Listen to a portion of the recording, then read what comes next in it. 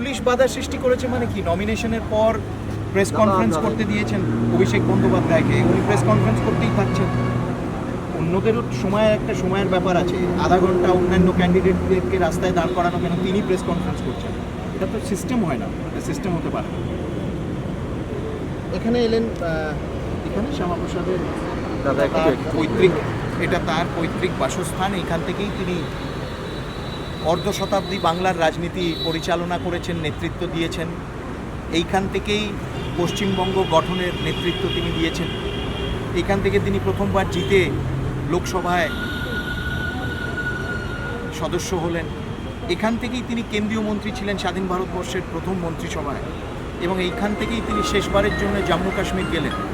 তাকে শ্রদ্ধা নিবেদন করতে এলাম, তার প্রতি আমাদের শ্রদ্ধা, আমাদের আবেগ। এই স্থান একটি আমাদের আবেগের স্থান। ৭৭ নম্বর। আপনার নমিনেশনে আজকে কেন্দ্রীয় মন্ত্রী এসেছেন। হ্যাঁ।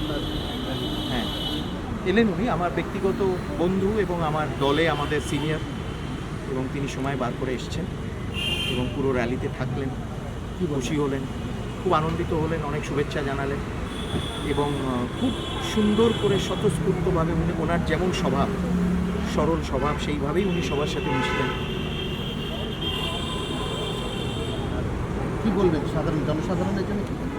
জনসাধারণের জন্য যে আপনারা ভালোভাবে সুচিন্তিত আপনাদের মতামত ব্যক্ত করুন ভোটের মাধ্যমে।